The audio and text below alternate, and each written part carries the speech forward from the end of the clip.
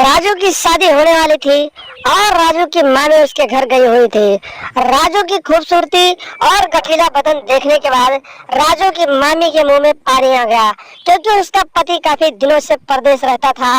तो उसे अपने वो दिन याद आने लगे जब उसकी शादी हुई थी और जब उसने सुहाग रात मनाया था। और राजू की मामी राजू की तरफ आकर्षित होने लगी और उसे अपने बदन का जलवा दिखाने लगी और धीरे धीरे राजू भी अपनी मामी की तरफ आकर्षित होने लगा। और जब वो समझ गया कि मामी उसके साथ कुछ करना चाहती है तो वो उसके साथ एकदम से घुल मिल गया। और वो दिन भी आ गया जब राजू की शादी हो गई और शादी होने के बाद राजू की पत्नी उसके घर आ गई और रात को सभी मेहमानों को खाना खिलाने के बाद राजू अपने कमरे में गया और फिर अपनी पत्नी के साथ सुहाग रात मनाने लगा।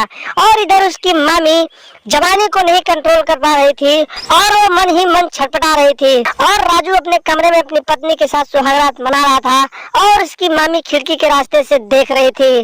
और इसी तरीके से उससे जब बर्दाश्त नहीं हुआ तो फिर जब राजू अपने कमरे से बाहर निकला तो उसकी मामी ने कहा, राजू तुम्हें सुहाग रात मनाना नहीं आता है, चलो मैं तुम्हें सिखा देती हूँ। नमस्कार दोस्तों, अफेयर क्राइम न्यूज चैनल में आप सभी प्यारे दर्शकों का स्वागत है। अफेयर क्राइम न्यूज चैनल को आप सभी लोग सब्सक्राइब कीजिए, वीडियो को लाइक कीजिए और वीडियो को ढेर सारा शेयर भी कीजिए। दोस्तों, ये स्टोरी एक फिक्शनल स्टोरी है जिसे सुनने और समझने के बाद आप लोगों को सतर्क और सावधान करना है, न कि आप लोगों को परेशान करना है। दोस्तों, चढ़ती जा रही और तड़पती हुई हवस की ये कहानी एक मामी और एक भांजे की है, जहाँ पर राजू नाम का एक भांजा था जिसकी उम्र लगभग 22 साल थी और उसका गठीला बदन था और देखने में काफी खूबसूरत था। राजू की शादी होने वाली थी और शादी होने के 2 दिन पहले उसकी मामी उसके घर गई हुई थी। और जब उसकी मामी उसके घर गई तो राजू का गठीला बदन देखने के बाद उसकी मामी के मुंह में पानी आने लगा, क्योंकि उसका पति काफी दिनों से परदेश रहकर पैसे कमा रहा था। तो उसके इंजन की सर्विसिंग नहीं हो पाई थी, तो वो अपने भांजे के साथ अपना सर्विसिंग करवाना चाहती थी। इसी तरीके से समय बीतते गए और 2 दिनों के बाद राजू की शादी हो गई। और शादी के बाद उसकी पत्नी घर आई और राजू अपनी पत्नी के साथ सुहाग रात मना रहा था और उसकी मामी मन ही मन अंदर ही अंदर जली जा रही थी, क्योंकि उसे भी अपने खेत की जुताई करवानी थी। लेकिन राजू तो अपनी पत्नी के साथ सुहाग रात मनाने में बिजी था। उधर उसकी मामी खिड़की के रास्ते से अंदर देख रही थी और राजू अपनी पत्नी के साथ सुहाग रात मना रहा था। तभी 2 घंटे के बाद जब राजू बाहर निकला तो उसकी मामी जो थी उसने कहा कि राजू एक बात है सुन लो। राजू ने कहा, मामी तुम यहाँ क्या कर रही हो?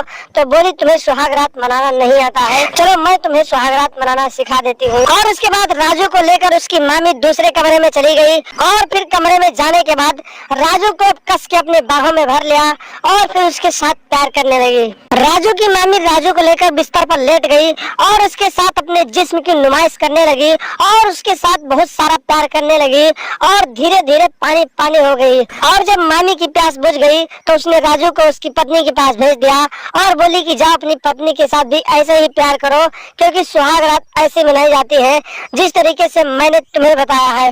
दोस्तों, जिस तरीके से उसकी मामी ने राजू का फायदा उठाया और उसके बाद अपनी प्यास बुझा ली और अपनी हवस की आग को मिटाया, उसी तरीके से राजू भी जाकर अपनी पत्नी के साथ उसी तरीके से प्यार करने लगा जिस तरीके से उसने अपनी मामी के साथ किया था।